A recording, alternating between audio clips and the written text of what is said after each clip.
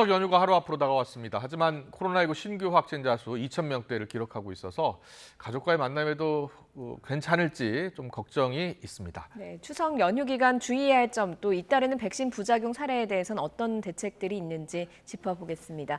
전 질병관리본부장을 지내신 전병률 차의학전문대학원 예방의학교실 교수와 함께 이야기 나눠보겠습니다. 어서 오세요. 어서 오십시오. 네, 안녕하세요. 안녕하세요.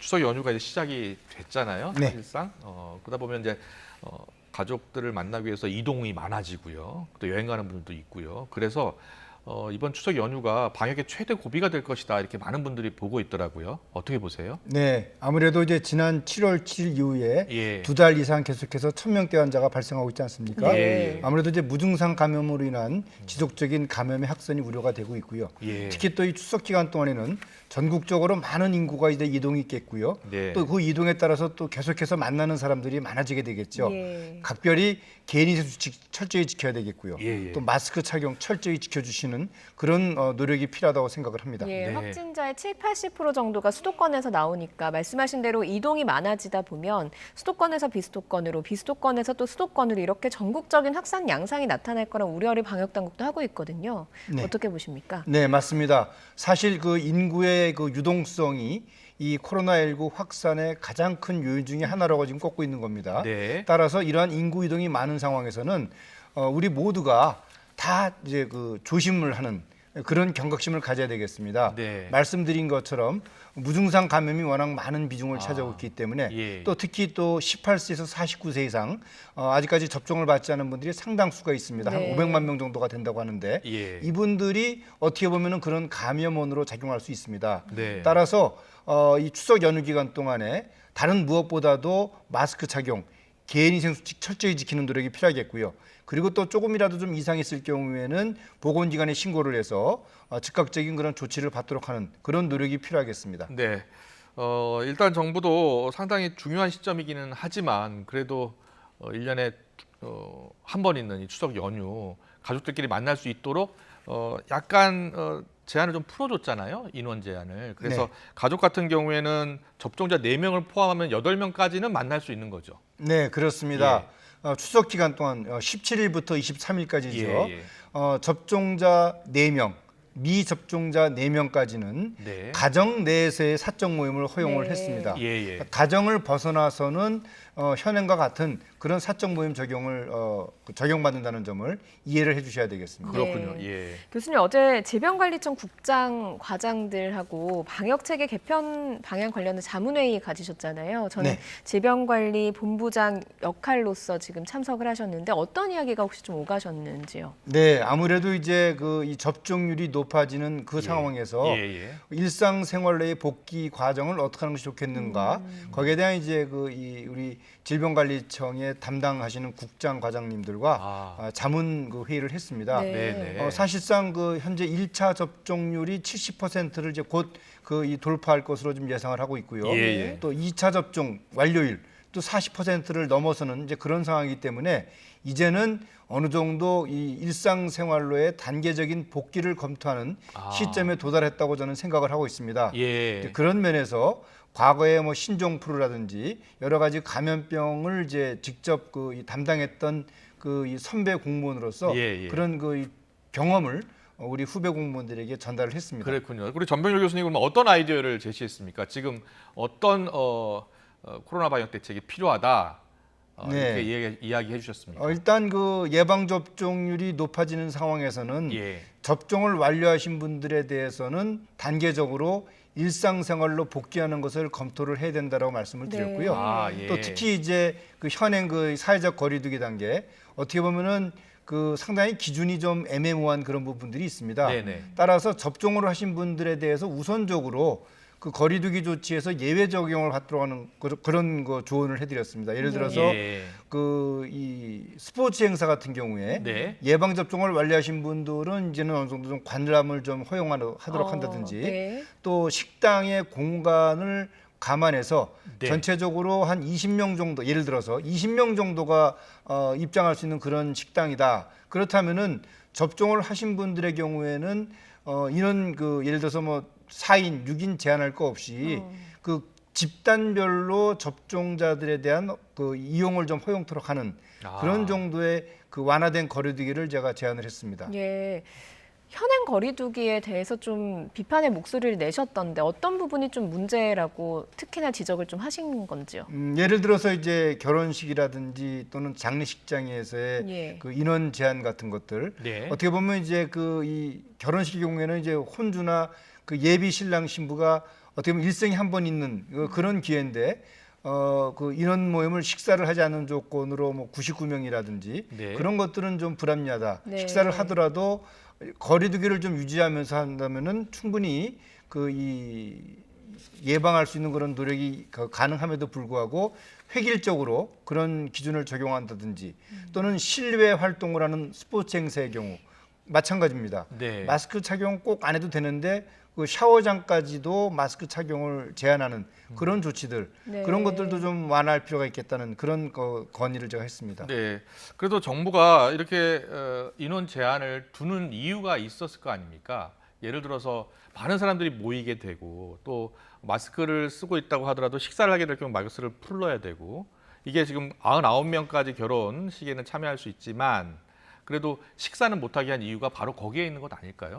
괜찮을까요? 네. 이제는 그 예방 접종이 어느 정도 이루어지는 그런 상황이기 때문에 그 예방 접종률을 감안해서 예방 접종을 완료하신 분들 예. 그런 분들에 대해서 단계적으로 완화할 필요가 있다는 제가 말씀을 드렸죠. 예. 그러니까 우리가 이 사회적 거리두기는 예방 접종률이 충분치 못했을 때 이제 그럴 때 이제 적용할 수는 있었습니다만 예. 이제는 접종률이 상당 부분 올라가고 있기 때문에 어떻게 보면 국민들이 그런 그 이 완화된 조치가 적용됨으로써 또 자발적으로 예방 접종을 적극적으로 받을 수도 있는 그런 또 효과가 있기 때문에 예. 그렇게 제가 제안을 했습니다. 예, 네. 접종 완료자에 대해서 좀 어느 정도 자유를 확보를 해주자. 그러면 접종률도 또 올라갈 거다라는 말씀이신데 사실 코로나19 백신 접종이 계속 이어지진 않잖아요. 그렇다 보니까 효과가 점점 시간이 갈수록 떨어진다라는 이야기도 나오고 있거든요. 그런 상황에서 방역 정책을 그렇게 좀 풀게 되면 문제가 생기는 건 아닌가 하는 걱정도 되는데 어떻습니까? 네, 그 이 시간이 길어지면서 예방 효과가 줄어든다는 얘기는 네. 이제 접종을 완료하신 분들이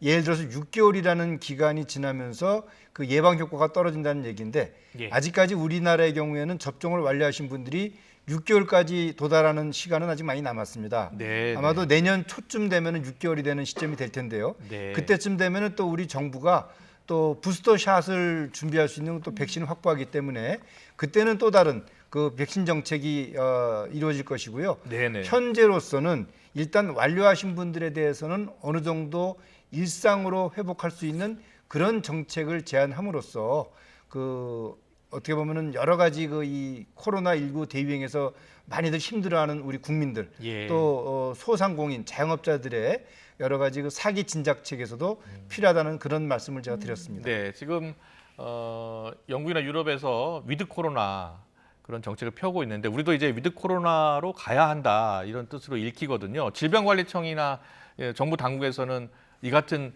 의견에 대해서 어떤 답변을 하던가요?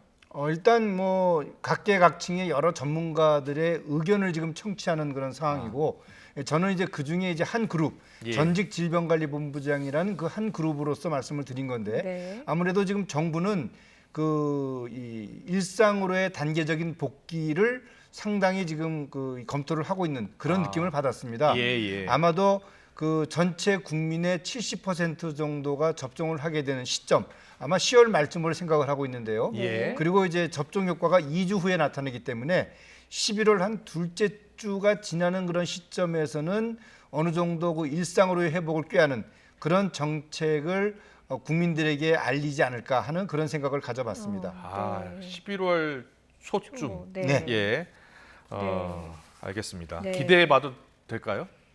저는 우리 정부가 어느 정도 그 이 국민들의 그동안의 코로나19로 지친 그런 심리적인 압박감을 접종률의 그 이 상향 그런 것들을 감안했을 때 예. 조치를 취하는 것이 필요하다고 생각을 합니다. 예, 알겠습니다. 그런데 이 백신 접종률 사실 높이려고 하면 부작용에 대한 정부 차원의 방역 당국 차원의 상당한 설명도 있어야 할 것 같거든요. 실제로 백신 부작용 호소하는 사례들이 여러 사례가 나오고 있는데 여성들 사이에서는 생리불순 겪는 사례도 상당히 많거든요.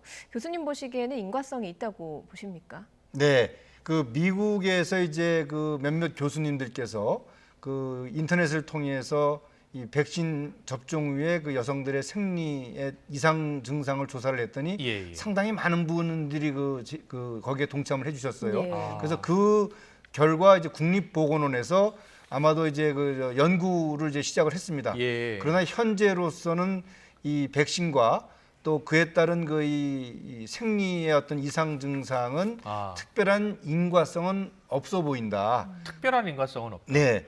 그러나 이제 당분간은 예. 이러한 사례들을 조사해서 명확하게 인과관계를 밝힐 필요가 있다라는 의견을 모았는데요. 예. 사실 이 여성들의 생리불순이라는 것은 일종의 그 호르몬의 이상이라든지 또는 그 과다한 스트레스에 있을 경우에는 발생할 수 있는 그런 사례인데 이 백신 접종이라는 것이 그 두 가지를 다 포함할 수도 있다라는 그런 의견들이 있습니다. 네. 그러나 현재로서는 그러한 그 이 생리의 이상 증상을 백신 접종과 직접적인 그러니까 인과관계를 맺기에는 아직까지는 그 뚜렷하지는 않다.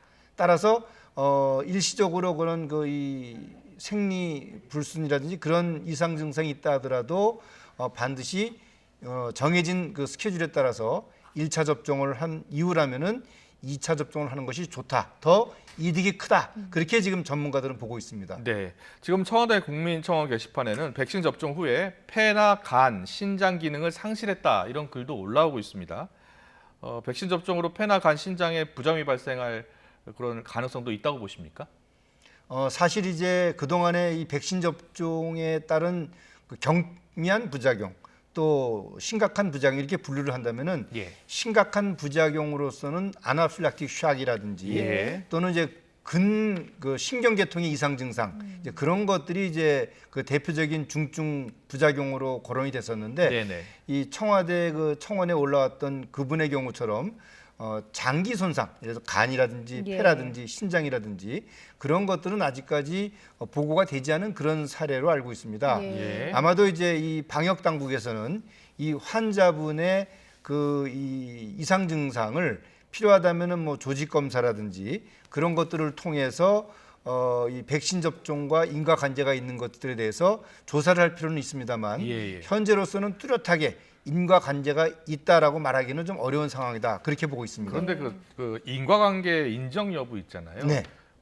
방역 당국이 너무 인색한 거 아닐까요? 웬만하면 다 직접적인 인과관계가 없다 이렇게 결론을 내리는 것 같더라고요. 네, 뭐 사실 그러한 그 인과관계에 대해서는 우리 방역 당국이 독자적으로 판단하는 문제라기보다는 예. 이미 많은 국가에서 의학적으로 검증된 사례 등을 토대로 해서 전문가들이 이제 검토하는 그런 것으로 이제 이해를 해주셔야 됩니다. 네. 그렇다면 지금까지 인과관계가 확인된 그런 부작용은 뭐라고 보면 됩니까? 일단 그 혈전 이상 반응이라든지, 혈전 이상 반응, 네, 또 심장 그 염증이라든지, 신장 염증, 심장, 그 콩팥이 심장. 아니라 심장. 하트, 네. 심장. 심근염 말씀하시는 예, 겁니까? 그렇습니다. 심근염. 그런 부분들하고 또 말씀드린 아나필락틱 샥이라든지 예. 또 신경계통의 이상 증상 그런 것들이 이제 이 백신 접종과 관련이 있는 이상 반응으로 지금까지는 알려져 있습니다. 그렇다면 앞으로 부작용 사례가 많이 발생하는 그러한 사례의 경우에 연구를 통해서 인과관계가 추후에도 증명될 수도 있겠네요. 네, 그렇습니다.